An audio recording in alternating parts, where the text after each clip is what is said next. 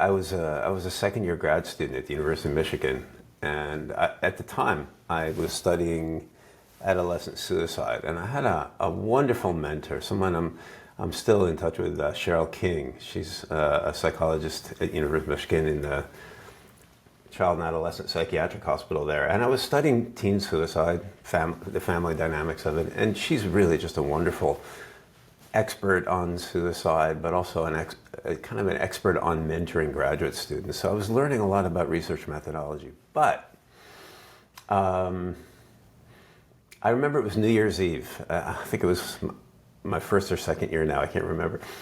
And I didn't have plans. I think I'd gone through some sort of breakup, and I was sitting at home alone with a stack of books on suicide and thinking, this is not where I wanted to be. This is not a good spot. And by just sheer coincidence, I met a Mexican psychologist in the Faculty of Ed. I was in the psych department, which is a different part of the university.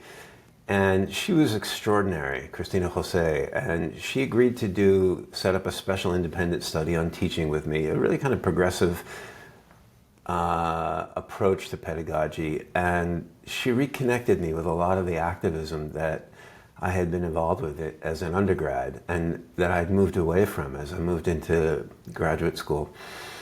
And I started reconnecting with a lot of the issues I was a political science major at Cornell and been very involved in Latin American politics and social justice issues. And with Cristina, coming from Mexico and having worked with just incredible folks there, and she was working on issues of battered women who killed their husbands in moments of self-defense and were serving life sentences in prison.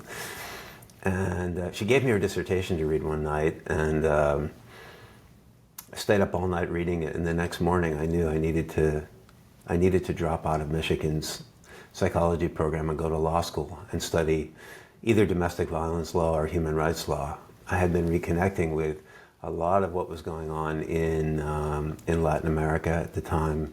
Very excited about the Nicaraguan revolution, the possibilities that was opening up, and really fascinated by this question of what is it that motivates people in situations of profound depression to risk their lives in the name of social change, knowing that they may be killed in the process. I looked at some of the earlier videotapes from Selma, Alabama, where you had these protesters walking across the bridge, knowing that the first 20 rows were going to be beaten, possibly to death, before the world demanded that it stop. Same with India under Gandhi.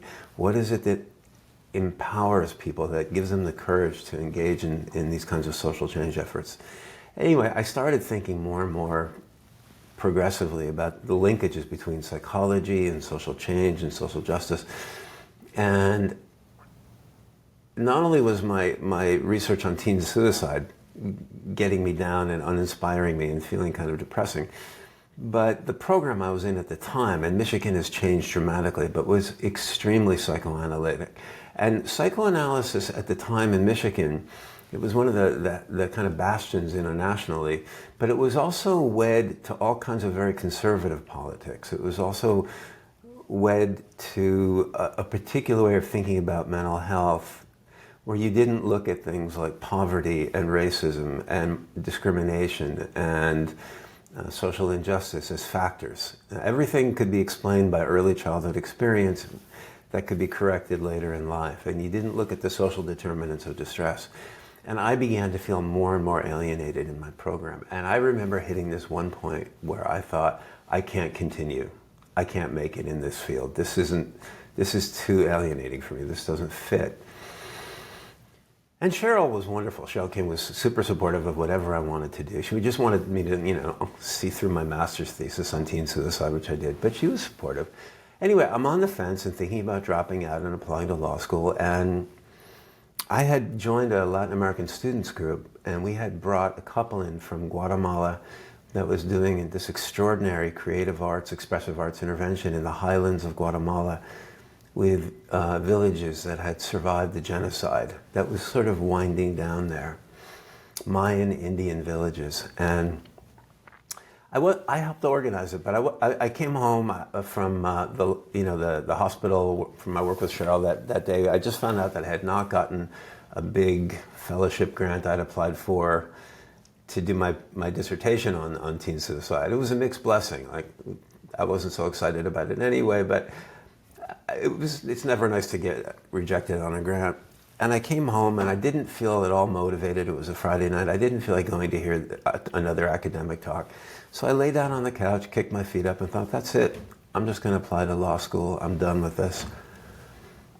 And then something moved me, and I can't explain what it was. But the next thing I knew, I kicked my shoes back on, walked over to the student union where the talk had just begun, and I listened to these two people describing this marriage of innovative approaches to mental health work with social justice. They were clearly on the side of the oppressed in Guatemala, and they were doing really interesting work to help people heal, to help communities heal. And it was love at first sight. That's the best way I can describe it. I fell in love with it. I spent the whole weekend talking to them. By the end of the weekend, I'd agreed to go down and see their work, and if it was a good fit, I would study Spanish down there. I would join their project. I would carve a dissertation out of it. And ever since that night at the student union, I've never once looked back at whether I could make it in the field or whether this was the field for me. And everything has evolved out of that seemingly innocuous decision. Do I go hear a talk at the student union? Can you describe what that innovative work that they were doing was? Sure. So one of the two was an American psychologist, Brinton Likes, and one was an Argentine actor who had worked together in Argentina with folks impacted by what they call the Dirty War, the 7-year war, really dictatorship in Argentina. My dates are always bad, but I think that was 76 to 83. And it was a very dangerous time to do mental health work. And then what they did is they wove together acting exercises and expressive arts and group arts and kind of expressive arts therapy activities, you could really say.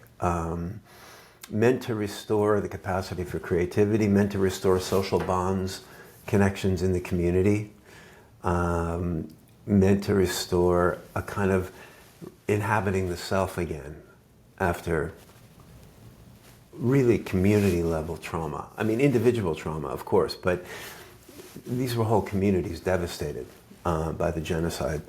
And the government in Guatemala had really just waged war on half the population, the indigenous Mayan population, who lived in the highlands, the mountainous area, and that's where the guerrillas were hiding. And I think they did get a lot of support from the Indians because they represented the absolute devastation of indigenous lives under the government.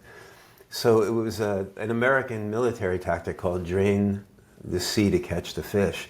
If you can kill all the support that the guerrillas might be getting by killing as many villagers as possible, you can catch the guerrillas.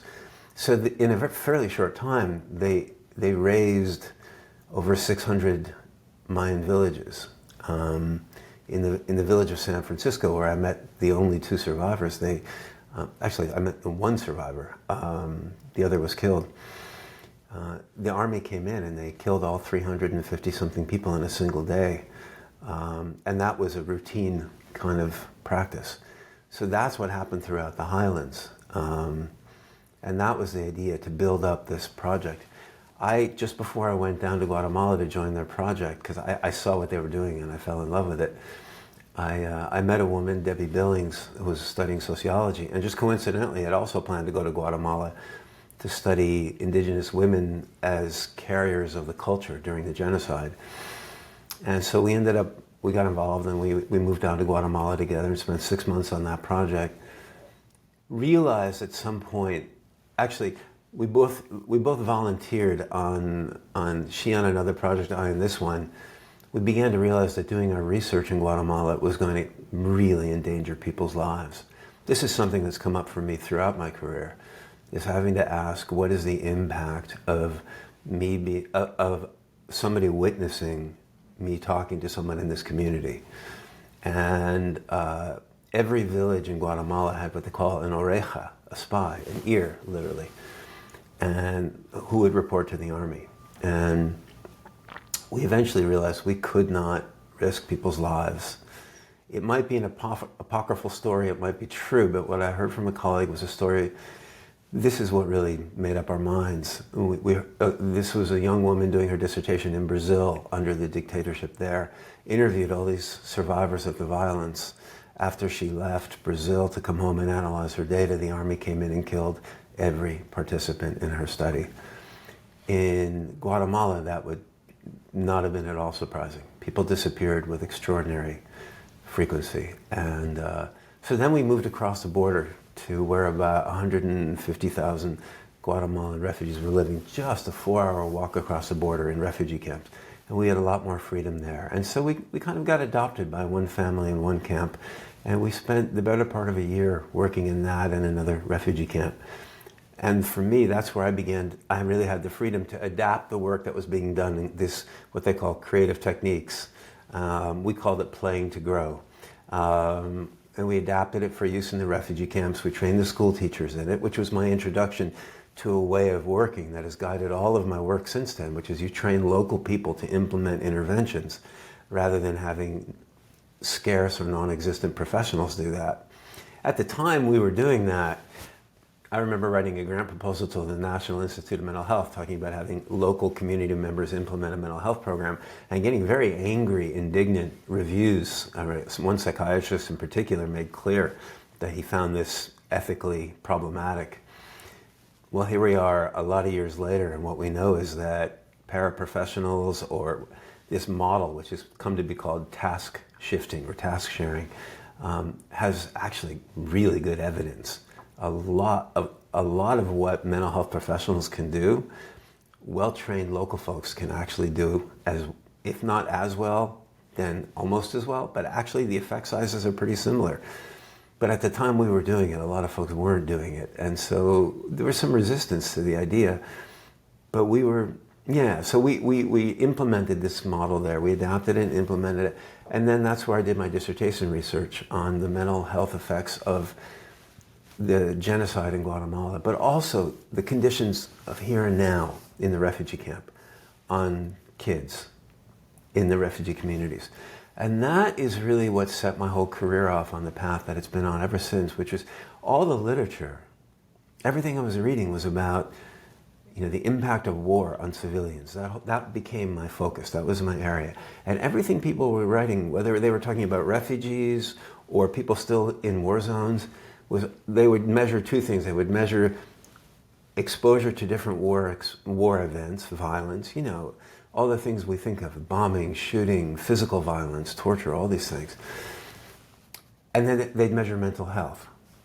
But in many cases, like in a lot of refugee communities, people got out before they witnessed all the horrific violence. But their mental health was still heavily impacted. And what we heard in the refugee camps is it was impacted by poverty. It was impacted by shame at not being able to, and powerlessness, not being able to afford medication for children, watching every family had lost a child to a preventable disease, malnutrition. There was a graveyard in the refugee camps with little gravestones for the little ones lost to malnutrition. And nobody was talking about that. They weren't talking about domestic violence. But men who are humiliated and shamed are much more likely to engage in violence. They weren't talking about the agony that the men went through at being unable to work their lands because they weren't allowed to. All of the things, what it felt like to be a Mayan Indian living far from your ancestral lands. To Mayans, that's enormously important and meaningful.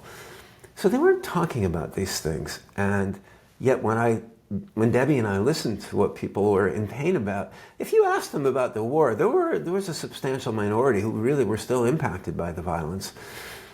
But what mostly they were talking about was the here and now. And that was missing. And that became, in some ways, that's been my my sort of life's professional mission is to document the ways in which the here and now impacts refugees and those affected by armed conflict, and to develop interventions that can address those things. So this is going to be an unfairly broad question. Sure. But how have you come to understand or frame the mental health impacts of war on civilians? Or think about? It's a vague question, but... Yeah. My really dear friend and one of my two closest collaborators, Andy Rasmussen at Fordham University, he was in town when I was living in Boston at the time, visiting, and we got to talking about some research that we'd both been doing over the years, looking at sort of the relative contribution of direct war exposure, these awful events, and then what we call daily stressors, the here and now stress, that is often caused or made worse by armed conflict, forced migration. And we kind of tried to put that into a model. So you've got experiences of war-related violence, and those have a direct impact on well-being, of course, but they also give rise to a host of day-to-day stressors. They exacerbate poverty, people lose their social networks, which leads to loneliness and isolation. We know about the impact of that on mental health. They lead to unemployment, and they worsen health in every possible way. They lead to an increase in domestic violence and in harsh parenting and a drop in warm parenting, because parents are stressed out of their minds. So the way I, and I want to say Andy and I, because he's really been my partner in thinking all this through, the way we think about it, and we've written about this in several papers over the years, is war-related trauma is a real thing, and it is an essential thing to try and address, whether it's through group interventions or any of the evidence-based treatments that we have available. Which, again, I want to reiterate, can be effectively implemented by local folks who are well-trained and supported. But it's only part of the picture. And we can't undo the impact of war. We can't undo what people have been through, let's put it that way. Can't undo sexual assault or the destruction of one's home or the death of a sibling.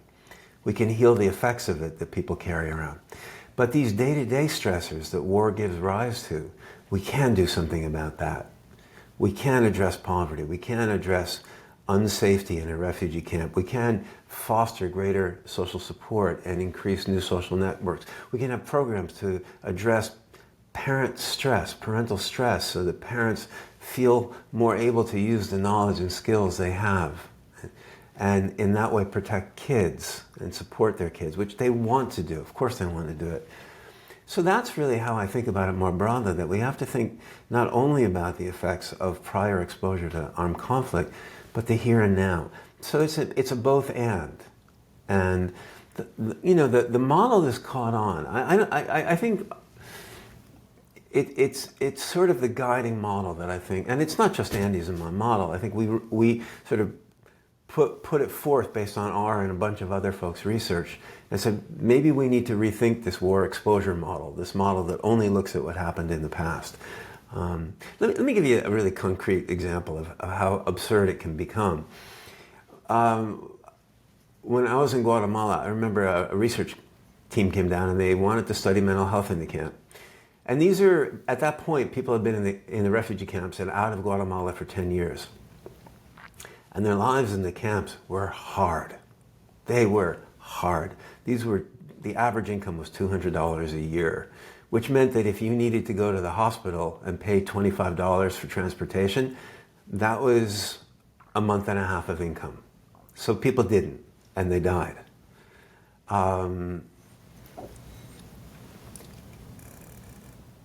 The researchers came down and they had two sets of questionnaires. One assessed what people had been exposed to in Guatemala 10 years ago, and one assessed their current mental health. And they assumed that all the distress they were measuring was the result of what people had been to. 10 or 12 years ago in Guatemala, because that's all that they measured. They didn't ask a single question about the impact of the here and now. And if they had, what they would have discovered is, yeah, that stuff in the past matters, but the power of it would have gone way, way down. And what they would have found, and what we found, and what a lot of other folks have found since, is that when you factor in, when you include the impact of the here and now stressors, they actually account for more, or they explain, or they cause, if you will, more distress than even the violence people have been through at home. This is, crazily enough, this can even be true with something like sexual assault. You'd think, boy, rape as a weapon of war, there's something that if it's anything's gonna have a direct effect on trauma, that's gonna give rise to trauma, that's it. And it does. It does. But what's interesting, and people forget about, is what happens to women who've been sexually assaulted in their communities and in their families, right? They can become considered unmarriageable. In some parts of the world, they're expected to commit suicide to restore the honor of their family, or family members can, without sanction, kill them to restore the family's honor. They may be forced to live away from their family because of the shame that their rape brings on the family. So if you are just looking at healing rape-related trauma, and you're not looking at the day-to-day experience of rejection and shame and marginalization, you're never going to really help these women build their lives back again. And the interventions clearly need to go beyond just healing symptoms within women, the kind of cognitive and affective symptoms we think about in, wonderful treatment manuals like, Edna Foa and Barbara Rothbaum's Treating the Trauma of Rape. I think it's the Bible of rape treatment. I think it's brilliant. But it's too narrow. It doesn't look at how do you help families and communities restore a place, a non-shaming place for these women in their worlds. A brilliant story from Bosnia. There was one village where the Bosnian Serbs came in and they raped as many women as they could. It was a weapon of war. The village decided that one of the best mental health interventions they could do was to very publicly declare the women heroines of the war, that they were heroes of this war, they were survivors, and that they would be viewed as heroes because they survived. Somehow this group of non-psychologist villagers got it, that what happens after the assault can have as big or a bigger effect than the assault itself. I thought it was a brilliant example of doing something at a community level. How has your understanding of the importance of day-to-day stressors impacted your thinking and what you've done in terms of interventions in these contexts? Well, yeah, I love that question because so I moved to British Columbia. I moved to the University of British Columbia a couple of years ago. But before that, I was a researcher at a Dutch nonprofit called War Child Holland in the Research and Development Department. And I remember my colleague Mark Jordans and I, we, early on in my, we had both arrived there about the same time, and we were looking at War Child's toolkit of interventions, and we thought, we know a lot about what impacts children. At this time, the Syrian war had been going on for about 5 years. There were 25% of the Lebanese population were Syrian refugees, living in abject poverty. And we knew from all the research on refugee kids' mental health that they are impacted as much by what goes on in their homes as by whatever war they escape from. And this is true in every refugee community. And what happens? The pathway is pretty clear. Parents, in this case Syrian parents, are dealing not only with their own war trauma and grief, but also with the terrible stress of 7 people living in a basement apartment with no windows, of living in extreme poverty, of discrimination, of just of malnutrition, all of the things that make living in a refugee community so difficult, or maybe they were in a tented community. And that was having a real impact on their capacity for warmth and patience and increasing the kind of harsh parenting. So Mark and I thought, well, we really want to focus on Syrian refugees. That was an interest that we both had, and War Child was doing some work. And we said, let's go find a parenting program that can really help these parents, really support them. And we looked around, what was being done in the humanitarian world? And every parenting intervention had the exact same model that we found, which was, I call it a deficit model. They would, the most well-known one would go in, and the primary focus during the 10 weeks was teaching parents how to parent, teaching them knowledge and skills. Half of one session of the 10 sessions was on caregiver stress, parent stress. Half of a session. And that's a powerful statement about how little parental well-being was even considered as the real explanation. You can always infer how people understand a problem by how they go about treating it. My favorite quote comes from Kaplan and Nelson, and it's a book on, it's a very sexy title, Psychology and Public Policy. But the title of the book is, well, that's the title, but the quote is that how we explain a problem determines how we try and solve it. Well, you can sometimes figure out how people are explaining a problem by looking at what they're trying to do to solve it. And when I looked at all of these parenting programs that were simply teaching people knowledge and skills of parenting, it became really clear that they were explaining the harsh parenting and the lack of warm parenting as it simply due to a lack of knowledge and skills. But the research wasn't consistent with that. Everything we'd read showed that these daily stressors and the war exposure, the impact of the trauma and the grief, were really impacting parents' ability to parent and to use the knowledge and skills that they had. So that's when Mark and I sat down and we thought, you know what? We don't want to do more of the same. Let's develop an intervention, group intervention, that actually prioritizes parents' own well-being.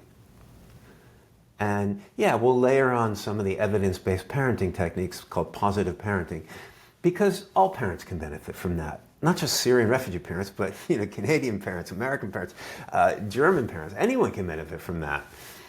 But let's prioritize that. And we drew heavily. I have a background in mindfulness work, and there's a lot of good literature on mindfulness as a very accessible set of, a lot of techniques you can use that are very simple and easy to use.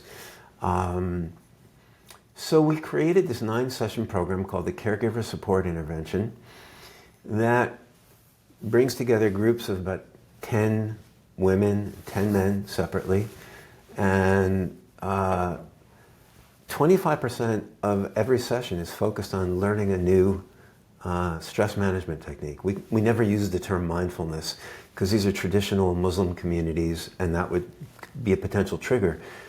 We talked about them as relaxation exercises, and we used a variety of sort of just anger management techniques to help parents slow things down, to de-escalate when they felt really angry. And we first tried this out in Gaza, and that was 2016. And that was what we had a team there that was eager to try it out, and so we first tried it out in Gaza. And we were able to get men involved, which we were very excited about, and they loved it. And they loved the mindfulness stuff. They really reported a dramatic reduction in anger and an increase in patience and warmth, and improved health, right? And so then we got some funding, some more substantial funding to bring it over to Lebanon and expand it and really test it out rigorously. We adapted it, we did a lot of basic research, and we ended up with this we tested it out in a randomized control trial with 240 couples, 480 parents, over 9 weeks. And first we did a pilot study, a smaller version of that, and on that we found that on every outcome, parents distress, their depression went down, their general mental health improved. They became warmer with their children. They started using less harsh parenting. Their stress management improved, and they felt less stressed, and their kids' mental health improved. And that, I think we had 150 parents in that study from 75 families. Then we did this big trial of it. And the only problem with the trial, just as we were starting it, Lebanon, the pandemic hit. And halfway through the study, we had to stop. And so half the parents only got part of the program. And we had to switch to collecting all the data by cell phone. It got impacted. But we still found that even with partial implementation, parents' mental health improved substantially in that intervention, and their harsh parenting reduced, and their kids' mental health improved. And in what we found, even in that impacted study, was that when you improved parents' own well-being, their parenting improved substantially. And that improvements in caregiver well-being or parent well-being really explained a lot of the changes in their parenting. If I translate it into non-research speak, what I would say is teaching parents how to parent better, knowledge and skills, there's a place for that. Everyone can benefit from that. But if that's all you do, you're starting from an assumption that parents simply don't know, and that harsh parenting and a lack of warmth reflect simply a deficit in knowledge and skill. And you're failing to consider that, in fact, maybe chronic stress and distress limit parents' ability to use all the knowledge and skill they already have. And so that program, we then did another study. Mark just finished a study in Jordan where he found even more clearly that the more parents practice these stress management, mindfulness-based exercises, the bigger the impact on their own well-being and their children's well-being. We're replicating that now in South Sudan. So this is an example of addressing what I would call daily stressors in the lives of children. Because the biggest daily stressors for kids in their mental health in refugee camps is their parents' stress, as expressed through their parenting, just through their general moods. If you change that, you improve kids' mental health. The old school model was you got kids together for an hour and a half, and this is still a dominant model, and you give them some expressive arts activity like we were doing in Guatemala, but you don't touch the family environment. Effectively, what we're doing in that model, and what I have to say, what we did in Guatemala in the refugee camps was you're kind of assuming that kids' distress is related to what happened only in the past, and that if you can give them a healing space for an hour and a half or two each week, they'll get better. But actually, the research on those interventions for kids is pretty disappointing, really mixed. And I think we understand that better now. It's because we're then sending kids home to really high stress environments that are actually stressing them out and causing a lot of the pain that we're seeing. And that if we can address those ongoing stressful environments, we can have a lasting effect on kids. Regarding these stress management techniques, I think I have a sense of what they are, but I'm wondering if you could just give one example of a technique that you guys use to facilitate stress management in parents. So women and men had one that we did an exercise in the 9th session where we asked people to, it was just a kind of a creative technique. We put all the techniques on pieces of paper on the wall and gave people 10 stars and said, put the stars next to your favorite techniques. You can put them all on one, or you can spread them out. And what emerged really quickly was women had one technique that they loved, men had another. And for women, we called it counting the breath. Counting the breath is really simple. I use it with clients a lot. It comes from research showing that when we exhale, we activate our parasympathetic or relaxation nervous system. We have these two key nervous systems we talk about. We have a kind of a sympathetic system that gets activated with every inhale, and that's our fight or flight response system. When we perceive threat, the sympathetic nervous system gets activated. And when we feel relaxed and safe, the parasympathetic system gets activated. And they can never both be activated at the same time. Well, there's this really interesting finding that when we exhale, that's a parasympathetic activator. When we inhale, that's a sympathetic. Relaxation on the exhale, and then activation, or if you will, stress response on the inhale. So what you can do to use that as a really accessible, simple technique is teach people, I call it ratio breathing, to breathe in to a count of 3, and then to breathe out to a count of 4, or a count of 5, and you let people experiment with that and find the one that's comfortable. What you're effectively doing is you're spending a little bit more time in the exhale than the inhale. And what you're really doing is it's a sort of bottom-up way of, rather than sort of cognitively trying to calm yourself down, you're actually sort of putting your body into a parasympathetic or relaxation state a little bit more, a little bit more, a little bit more. And Bo Forbes, who's a yoga teacher that I first learned this from in Boston, she has you do this really simple technique, which is you use a heart rate monitor or just check your pulse at the start, and then do this for about 1 or 2 minutes. And you'll find you can actually watch your heart rate come down. So this is one of the techniques we teach to people in the and homework is a really big part of this intervention. People are asked to practice each technique at least 3 times during the week, and then to talk about it. We spend a quarter of every session talking about the practice, barriers to practice, what went well, trying things out together. So the women love that. The men, they love a version of that, but for them, sitting still in the home was just too hard. So they did a version that we call peaceful walking. In peaceful walking, you can walk anywhere. Now you can do the ratio breathing as you're walking, but you can also just focus on the feel of your feet on the ground. You can focus on the sounds and the smells, the sights, whatever you see around you. The key thing in both of these, and this is where I think the power really comes from, even more than shifting into a parasympathetic state, relaxation state, the key is you bring your attention out of the anxiety-producing thoughts, the, what do we call it? Just the kind of, just the thinking about your worries over and over again. There's a concept in psychology, psychiatry called thinking too much. It's an idiom of distress. You could call it perseveration, rumination. It's the most common symptom of distress in almost every society where it's been studied.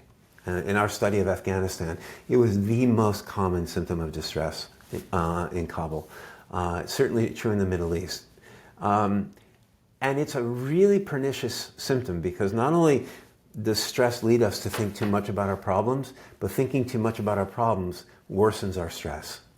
So what both of these techniques do, and all the other ones that we teach, is they help people step out of that thinking. And the relief you can feel can happen within about 2 minutes. It can happen with remarkable speed. So those are examples of the kind of mindfulness-based techniques. And then, of course, like if your kid comes in or spills milk or comes in late to dinner, your baseline stress may be lower and you may be more likely to react in a good way, but you may still get really triggered. So we also needed techniques to help people manage those intense triggering moments when you need to de-escalate quickly. And it's not rocket science. The most helpful technique people found was stepping away for a minute or 2, maybe then doing a few breaths, or counting to 10. The counting to 10 people loved, and then coming back. And the number of stories we heard about parents who were about to really hurt their children physically and came back after stepping away for a minute and instead asked the child why they'd come home late, or what had happened, or they'd suddenly seen that the kid had fallen by accident and it wasn't intentional. And they would pick up a child and hug a child. I remember a father saying, I I was about to really hit my kid hard because he came home late without permission. And then I went away, counted to 10, came back, and I said, "Why did you come home late?" And he said, "I got beaten up by other kids on the way home." And so then I hugged my son, and I took him to work with me the next day. Those are the stories. So literally just walking into another room or walking out, taking a walk around the house or whatever it happens to be for 60 seconds and then coming back. Think of it in our world, right? Think of it like you get an email that triggers you, right? You get an email from whoever, and you're pissed off, you're angry about it. It triggers you, and you see red, and you want to write a response. And there's these email programs. There used to be one called Hot Chilies. I don't know if it's what they have now. And if you started to write a response, it would flash the number of chilies in your response to say, do you really want to send this now? And the secret is to walk for a minute or two and come back to your desk. And invariably you go, wow, okay, you know what? I'm gonna save this as a draft. And you don't get yourself in trouble. Because when the heat is high, right, when our tempers flare, and we can all get triggered by kids' behavior, the trick is to be able to de-escalate. So it's a combination of stress management techniques, mindfulness techniques, and de-escalation techniques that you can use in the moment. And I mean, if I zoom back then, so the bigger picture, like this is just one intervention, but the bigger picture is that we can help people by addressing what psychologists call the social determinants of distress. And in this case, the kind of day-to-day stressors that impact their well-being, changing things that go on in their environment, in this case, the environment of kids. And then we have a big impact on kids' well-being beyond the kind of hour-and-a-half fun play activities that they get. Now, there's a role for that. Kids need to recover the ability to play and to form connections and to learn all the skills that they're missing out on when they can't go to school because of war or forced migration. But that's not enough. At the risk of going too far down this rabbit hole, but I think that the example that you gave of walking away from the situation for a minute and then coming back, I think that that's, for the practitioners listening, frankly, just for anybody who's listening, you think about their own experience, that is a tremendously useful practice for anybody.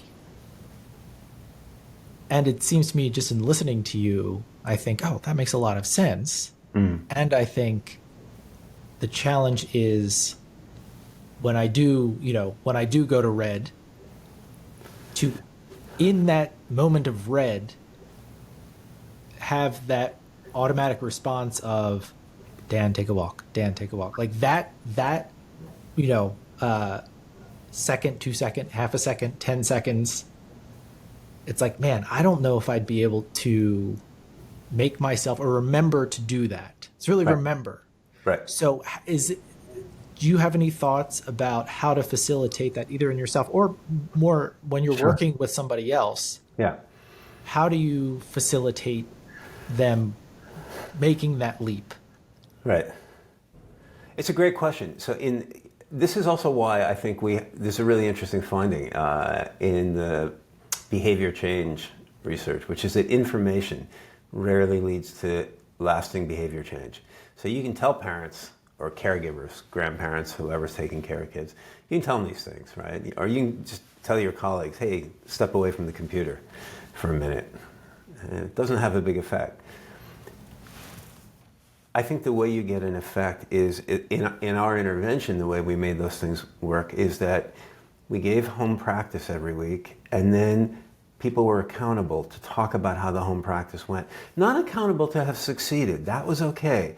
You could have failed to do it. You could have done it unsuccessfully.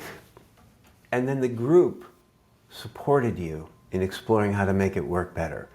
And so week after week after week, all 9 weeks, parents had a place where they were accountable to people that they had come to care about. The social support was quite powerful within that group.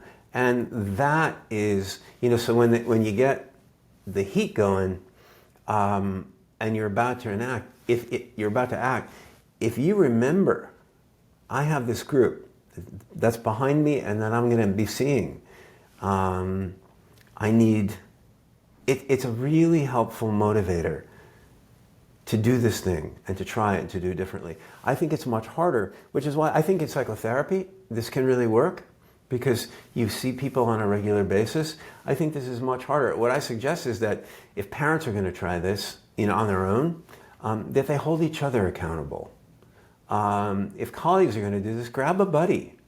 I remember recently something happened at work, and I got triggered by something, and I just went next door to a colleague and friend's office, and I said, hey, I need to talk this through before I respond. And 10 minutes later, I was in a completely different place with it. I think we're asking a lot of ourselves to just do this on our own.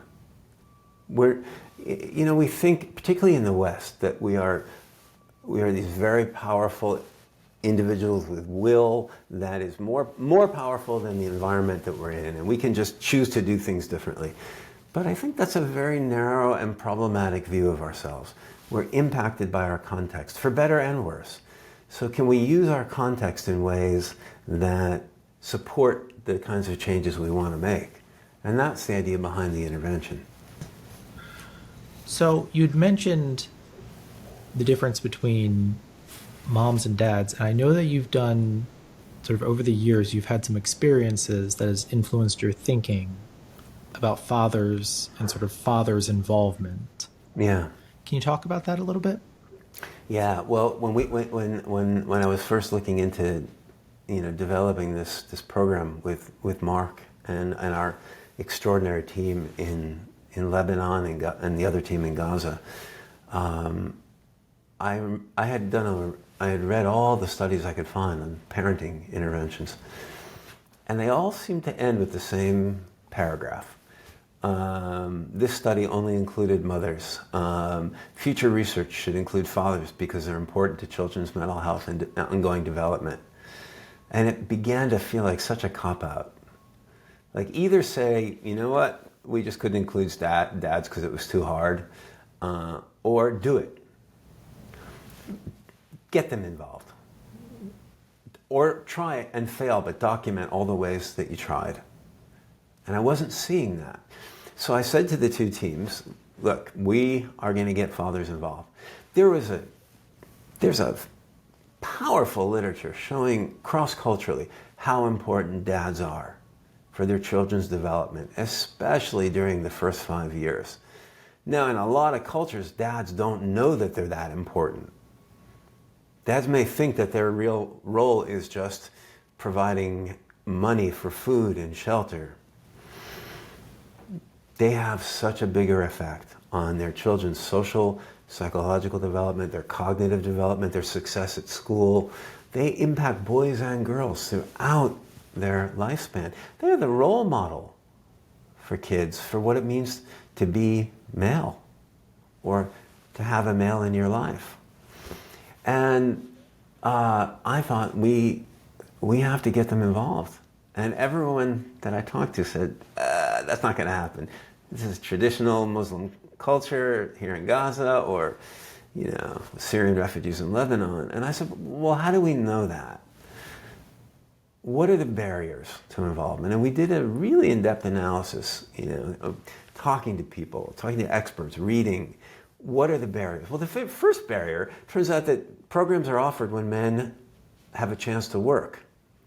If you have a choice between a parenting intervention or a chance to earn money to feed your family, that's an easy one.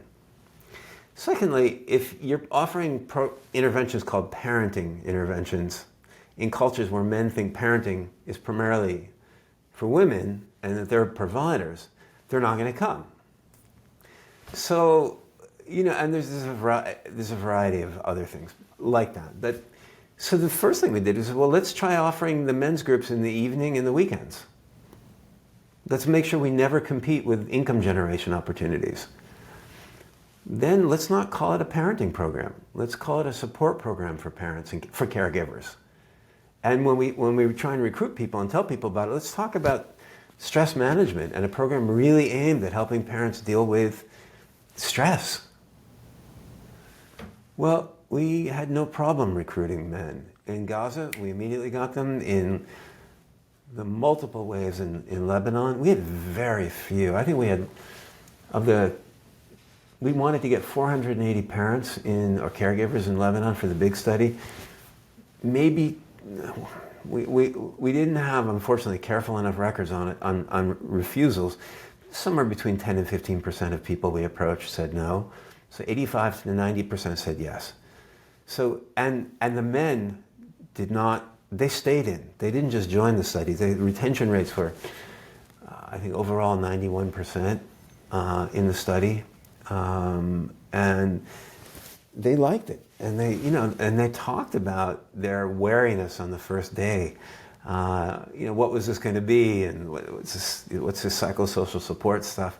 And by the end, the number of men who talked about feeling so much more patient and less angry. Stories. One man talked about how when he would come home, his children used to just run and hide. They were so frightened of him. But now, after the program, when he comes home, they come running out and they want to give him hugs and kisses, and they want him to tell stories about when he was a kid. Things like that. Now, look, not every guy had that success story. But they were often enough, they were frequent enough. I was very moved on the last day of implementation before the pandemic hit.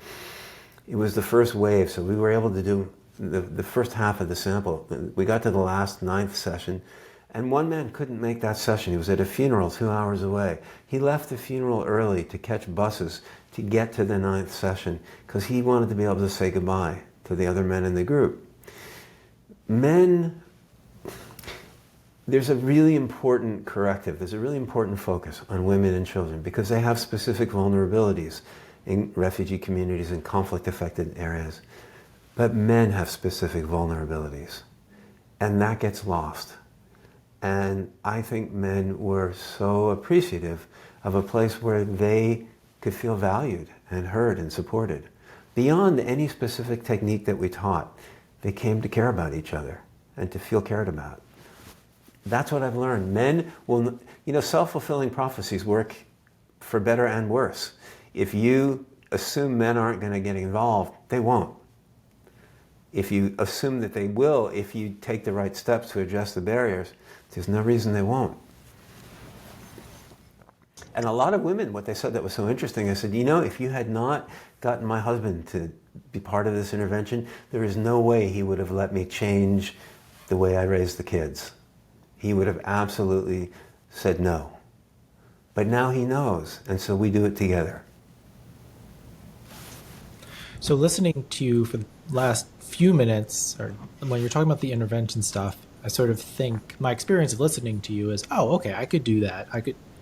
But listening to you in the first part of our conversation, when you were talking about, your experiences in Guatemala and other places and sort of the terrible experience of these folks, I just have this emotional reaction of, it's sort of like reading parts of your book where you talk about, your experiences, and like, I just want to sort of curl up into a ball. Sure.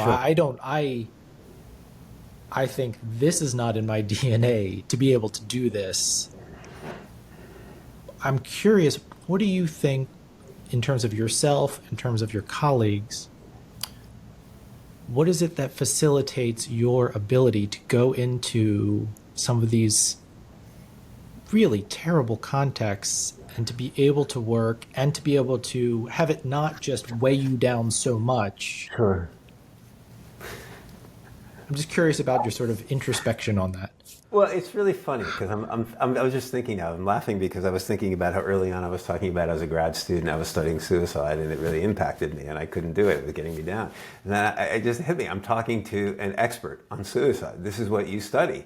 And, and you've really established, I think, an outstanding reputation for your research on suicide. And so I would almost invert the question, how do you do that without it getting you down? I think we're all just wired differently. Look, I'm not saying it doesn't get to me. The poster behind me, it's for this film, Unholy Ground. It's about survivors of a massacre in a frontline village in Sri Lanka. It's a village literally on the front line of the civil war that it ended in 2009.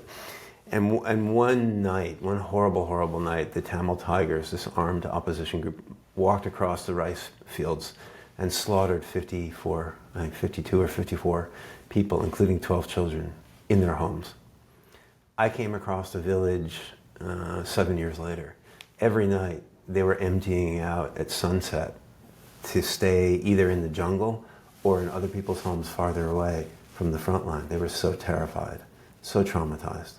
And then they'd come back early in the morning to get the kids into their white school uniforms and off to school. Talk about resilience. Talk about a remarkable capacity to insist on giving your children a childhood. We made a documentary film with a bunch of the survivors about how they'd put their lives together, how they'd survived, how they had failed to some of them, how they'd been unable to overcome the trauma, but many of them had. There were times when we were shooting the film, and I was watching the interviews, helping. I was directing the film, so I wasn't doing the interviews. I was just standing present, having everything translated into my ear. I would go off camera, occasionally, and I would just go into the woods and cry. I remember being in Afghanistan and hearing stories of such tragic heartbreak and unbelievable brutality. I would occasionally go into the restroom and I'd have a cry. And then I'd come back, and that happens. But I'm sure if you do suicide research or if you do other kinds of research about people suffering, there are times when it gets to you. There are times when it gets under your skin. I think we're all just wired differently. People sometimes ask, how can you be a therapist? How can you sit with people's pain? And I don't know the answer to that, other than I care deeply about the people I work with clinically, but when I go home at night, I'm not usually thinking about it. I'm not impacted after the session. I'm somehow able to set those boundaries. And I don't know how we do that. I do think one thing that I talk about this in this book, War Torn, that you mentioned, about my experiences in different countries doing this work, that the thing that makes the work most sustainable for me is that I have a sense of doing something that counters the helplessness I feel when I look at sort of the evil in the world, the harms being done to people in the world. In some tiny droplet of a droplet way, I have the sense of doing something, and that counters that helplessness. The other thing is whether it's in Bosnia or Afghanistan or Iraq or Sri Lanka, what I've found is that I meet the most courageous, inspiring people. I remember talking with a lawyer from Baghdad when I was up in northern Iraq. I was working with a group of lawyers, training them to work with torture survivors. And this lawyer was representing innocent detained civilians who'd been tortured in prison. And he was a lovely, lovely man. And every morning he said to me, I kiss my wife goodbye, and we never know if we'll see each other again, because we might get shot, or a roadside bomb, or a bomb in a bakery or the gas station. And I said, you have the resources to get out. Why don't you get out? You could do it. And he said, if I don't do it, who's going to represent these people? He said, we have the possibility of democracy here. I have to stay. This is my home, and this is the fight I have to fight. And he did it without, there was no ego in it. There was just a sense of, this is what I need to be doing. And I knew I was going to get on a plane a few days later and fly back to Amsterdam, where I was living. And I thought, I can only aspire ever, ever, ever to live a life of the sort of values that this man guides his life by. It was so inspiring to me. And I have met those people everywhere I've worked. And so my life has been richer for this work, certainly not poorer. We've mostly been talking about working with folks in their homeland. Right. What about for the practitioners who are listening, who are working with refugees or immigrants who are coming from war zones? Do you just have, and obviously a lot of what you've already said could apply here, could apply in that context. Sure. But a few sort of drops of advice or wisdom or thoughts for folks who are working with immigrants or refugees coming from war zones.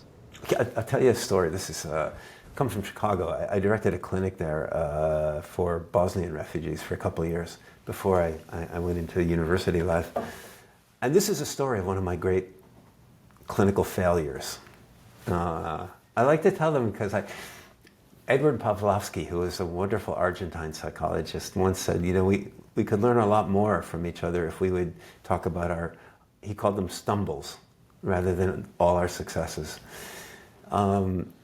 So there was a woman at the clinic, and she was one of the most Bosnian Muslim, maybe, I don't know, mid-40s, young boy, 5-year-old boy, absolutely traumatized, like I'd never seen someone traumatized. I wasn't actually her therapist. We had one of our interns working with her. Actually, one of the Bosnian counselors was working with her, and she was on all kinds of medication. We had a wonderful psychiatrist to help control her trauma, to lower the depression, and nothing worked. Her son would stay with the father in the waiting room, and the father would pace back and forth, back and forth. And she just wasn't getting better. Nothing helped her. And 9 months went by, and her story, living through the war when the Bosnian Serbs entered her village, the relatives killed, the violence she saw, the sexual violence that the Serbs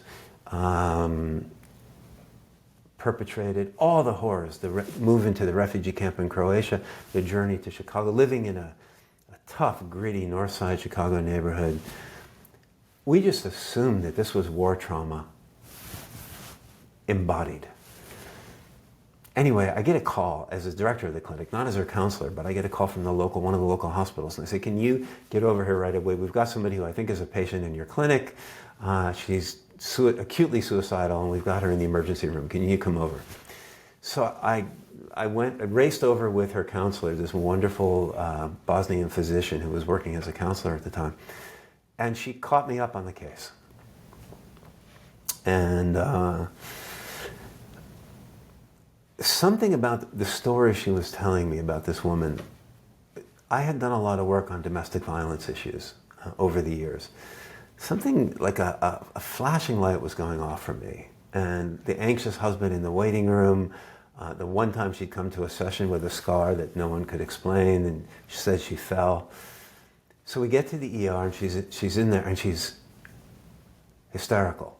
And she sees us, and she becomes utterly silent. And she won't talk. So then finally I say to her, through the interpreter, are you being hurt at home? And her eyes get wide. And I said again, are you being hurt at home?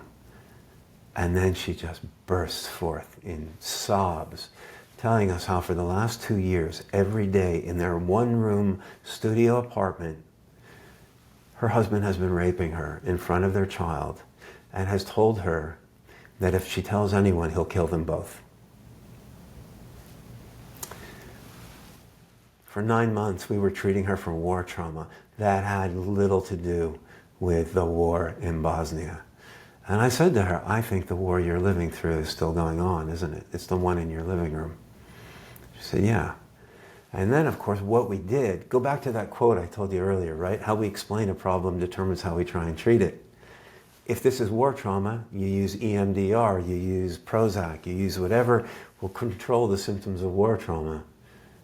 If this is the trauma of sexual assault, that's not what you do. You get her and the child out. Our whole intervention, we got the police involved, we waited till he was out of the house. Actually, when we went over there, he was in the middle of raping her. When he opened the door with his pants around his knees. We got her and the child out, and we were able to get them to safety. That's a long story to give a kind of simple answer. If you're working with refugees in Canada, in the United States, in Germany, wherever, don't assume that all the suffering, the distress that you see is the result of what happened before. Make sure when you do an assessment, you're exploring all the aspects of people's lives in the here and now. What is it like if somebody's unemployed? What impact does that have? What does that feel like? If you've got a family of 5 living in a one-room apartment, What stressors does that create? And when you see harsh parenting, when you see parents reacting harshly to their kids, is it that they don't know better? Or are they living in such chronic stress that their patience is just at an edge? They're out. What resources exist in communities that you can connect people to? So when I trained, it was very psychoanalytic back in Michigan, right? You didn't connect people to resources. They called that a savior complex. Now we call it good practice. If you're working with refugees, you should know about what community centers exist where they can find new sources of social support. What language programs exist? Are there English language programs they can attend that are designed for people who might be struggling with trauma or depression? It's a newer model, but it's really exciting because it reduces the dropout rate of refugees who have trouble focusing their attention in an English class. My colleague Steve Wine in Chicago had this marvelous story. He created what was meant to be a trauma treatment program for Bosnian refugee families in Chicago. And in the very first meeting, it turns out 9 of the 10 guys, there were couples there, 9 of the 10 men were unemployed. It was a major source of distress. And one had a good job. By the end of the group, he'd gotten work at his company for every other man in the group. I'm willing to wager that that was a better mental health intervention than anything else that happened in those guys' lives. Suddenly, their dignity was restored. They could provide for their families. They could buy food. Maybe they could move to a somewhat nicer home. So that's it. It's not that you should stop treating trauma. But even, that's the other thing I would say. When you see trauma, don't assume it's war trauma. When we have traumatized kids, sometimes kids are getting traumatized at home. That happens in every society. Refugees aren't any different. Just being a refugee kid doesn't mean that all your trauma is necessarily from the war that you lived through. And when you see trauma among women, look, women are battered in every society that we know of. So let's not assume that if you're a refugee woman, it must be the war. We have to ask about these things. And they're personal. But if we don't, we risk making the mistake that my team and I made in the clinic. The other last bit of advice I would have, sorry if this is a bit long-winded, but it comes from just another really quick story from Greg Worthington, who's a wonderful psychologist in Michigan. He was an intern that I supervised at the clinic with Bosnians. We had a woman who had been grieving the death of her son. He was killed in Bosnia, and she was in a severe depression. This wasn't just grief. This was complex grief. I think now we call it prolonged grief disorder. She would not get better. And Greg was a lovely, wonderful therapist, and she was on every antidepressant. Nothing helped her. And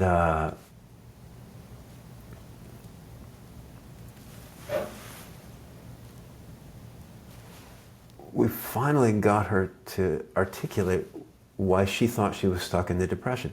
She said she would dishonor her son if she stopped grieving.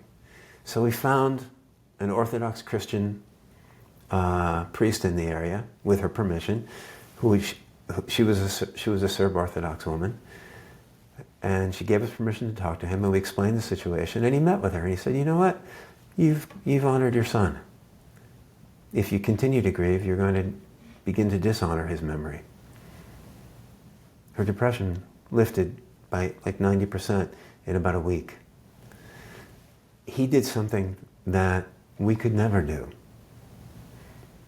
It was about using resources in the community that went beyond what we could provide as a clinic, but that were powerful. Psychology has a long history of ignoring religion. And I think we do that to our own peril. Many of the people we work with have a powerful spiritual or belief system. And if we fail to help them make use of that, we lose a tool from our toolbox. I think listening to you talk about that last example, that I think sometimes we also, when a client comes from a different culture than our own, might say, oh, this is just part of their culture. Right. And perhaps it is, and perhaps there's nothing necessarily to do there, but your group took it a step farther to investigate, to say, hey, tell me if I'm wrong here, if I'm misrepresenting, but you took the step of saying to the client, would it be okay if we talk to a religious leader in your community to get their experience or their thoughts about to an extent, your interpretation of, Yeah. and you did, and you went. I mean, that's frankly, that's a leap to do that, right? That's a lot of extra work for you and your team or whoever was doing that, and then you were able to then bring those two people together and do something, facilitate an interaction and a new understanding from your client that changed everything. Right. And in a way, you did both nothing and everything. Right. Right. I mean, I err more on the nothing side. I think we facilitated a process. But Maurice Eisenbrook, this psychiatrist who was working with Cambodian refugees, I can't remember if this was in Australia maybe, there had been a death in the community. Cambodians represent a highly, highly impacted community because of the genocide there. The mental health issues have been enormous. And in this community, after the death of this one community leader, there was just tremendous conflict and violence and despair. And the traditional psychotherapy, Western individual psychotherapy model just seemed to him utterly inadequate to the task. So they were working with some traditional healers, Cambodian healers, or Khmer healers. They organized a community bereavement event to allow the community to grieve the death of this individual. And after that ritual, everything calmed down. Maybe I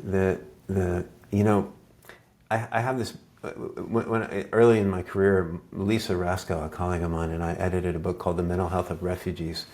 And the subtitle is Ecological Approaches to Healing and Adaptation. Ecological, all we mean by that is sort of going beyond changing the individual to look at the larger settings that individuals live in, the family, the community, the society.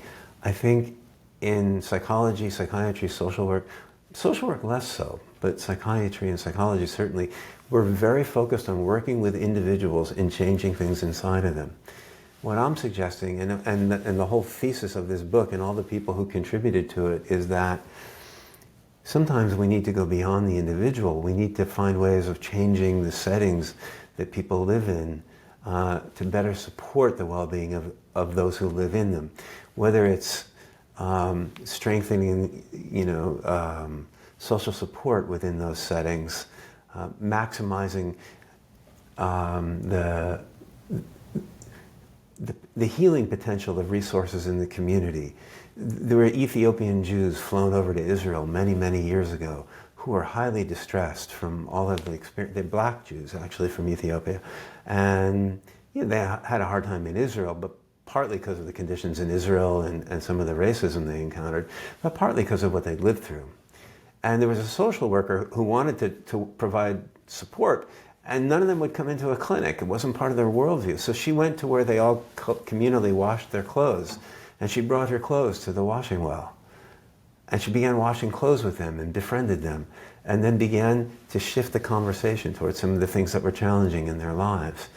She moved from the clinic to the community and used this community ritual of communal clothes washing as a healing setting. That's what I'm saying. Is it more work? Damn right it is. And it's not for everyone. It's not, if it's not a model, if your goal, which is I think wonderful, is to do office-based individual psychotherapy. I'm grateful for my own life, for the psychotherapists that I've had the opportunity to work with over my lifetime, and I love doing that work. So this is not a critique of that. It's more to say, if you're going to work with people impacted by armed conflict and forced migration, that model is not sufficient. You have to be willing to do more than that. And I do think more and more and more community organizations are recognizing that. So before I let you go, I wanted to just take a moment. We're in May of 2024 right now having this conversation. Yeah. And we happen to have a war going on in Ukraine and as well, sort of Israel and Palestine. So, considering your background, just sort of wanted to get your thoughts, your insights. It's funny, actually. Yesterday, I met a Ukrainian refugee. Just happened to meet him, and chatted with him for a little while. And so, domestically, they're going to be refugees. That's going to increase in our in our treatment context or in our social services and this sort of thing. But just sort of feel like it's appropriate to get any of your thoughts. Well, let me just clarify. So, thought specifically regarding. It could be regarding sort of what sort of thoughts for people in sort of social services contexts. It could be thoughts about the experiences, what might be the experiences that are going on right now. It could be thoughts about political thoughts, or thoughts about what we can be doing to be supportive of civilians. Right. Just sort of broadly speaking. Right. It's a hard time. It's the first time, I have to say, first time in my life. I've always somehow been maybe a naive optimist. I always thought the world was moving in a better direction. I don't feel that as strongly anymore. The war in Ukraine, so these are very different settings. The Ukrainians are fleeing. They're fleeing to Poland, they're fleeing to Europe, some are making it all the way to North America. And everything that I've said about how to understand and work with refugees up until now applies to Ukrainian refugees. In that sense, it's no different. Understand the culture, the context, understand the impact of the here and now, as well as whatever people have lived through in the war. Gaza is different. Gaza is different. Gazans are not showing up all over the world. Gazans can't get out of Gaza.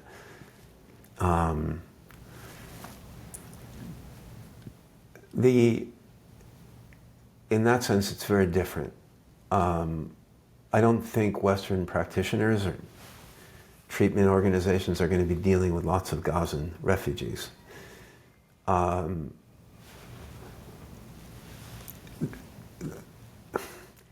I struggle to understand the role of mental health work in a setting where people are getting bombed on a daily basis and where people are starving to death and don't have access to safe shelter or food or medicine. To me, thinking about mental health care in that setting, I don't know what you do. I know there's some wonderful NGOs in Gaza trying to do things. I know that Israel has bombed and killed so many of the mental health professionals. The Gaza Community Mental Health Center was one of the great community mental health programs serving more affected people, and specifically Palestinians. So many people, so many of their staff have been killed. So many. I think it's important for the listener to know that you've spent time in Gaza. I have spent time in Gaza. I have a very dear friend, a Gazan psychologist who is now, she was able to get out. Some of her family has gotten out to Egypt. She got out. It was enormously difficult for them to get out. I got to know Gaza a bit. It was one of the most heartbreaking places I'd seen, also inspiring. I mean, I loved so many of the people I met, young professionals who were implementing this parent support program. It is very much what people describe it as an open-air prison. The Gazans could not go out to the north or east. That was Israel. They couldn't get out. They couldn't get out south to Egypt. And if they went west more than into the sea on boats more than 5 or 7 kilometers, the Israelis would turn them back or shoot them down. So it was a place ready to explode. If you imagine a country with 50% of young people were unemployed and had no futures, it was waiting to explode. My heart, I also have spent a lot of time in Israel, and I had roots in Israel. So when the war first broke out, of course my heart was devastated for what Hamas did. But I can no longer try and have a balanced view. When I look at the 1,200 Israelis who were slaughtered, and my heart breaks for those who were kidnapped and taken back. But then I look at the over 35,000 Gazans who've been killed, thousands of children who've been killed. And I look at the sheer brutality of just raising a society that Israel is engaged in. And I've written about this in my blog on Psychology Today called The Refugee Experience. You know, that the healing for Gazan children and Israeli children will be very different. Israeli children went through a nightmarish day. And they have got the enormous task of rebuilding their lives and sense of safety and normality in the wake of that horrible massacre. But the massacre happened. And by and large, they have access to all kinds of healing resources. They have food and school and shelter and the support of their society, and they are not being shot at and exploded. Bombs are not exploding in their neighborhoods, and they're not being dislocated every few days to a new place that then gets bombed. Gazan children are living with traumatic stress, that activation, that sympathetic nervous system, the fight or flight response, that's really meant to turn on for a few minutes at a time until the danger passes, has been on in Gazan children's brains and bodies for months and months now. And I think we can't even begin to predict what the long-term effects of that is going to be. But this is not a time when we can think about them healing. This is a time we have to think about stopping the war. Then we can think about how you heal trauma. It's a cardinal rule. Judith Herman, who wrote the Bible on treating trauma, treating PTSD, what is her very first rule of treating trauma, principle? Create safety. Then begin dealing with trauma. How do you create safety? You have to stop the war. And that just hasn't happened. Now that, of course, is also true in Ukraine. The difference is there are a lot of Ukrainians who have gotten out, and so a lot of good work can happen with them. Within Ukraine, of course, that war needs to come to an end. But I think Gaza is a very different situation. Gaza's it's a nightmare. It's an unending nightmare. Well, Ken, I can't tell you how much I appreciate this conversation. I'm really glad that you and your colleagues are doing the work that you're doing. It's really important work. And as I said, work just, I think there's few that are able to do the work. So I'm really appreciative that those who can do. And I appreciate this conversation.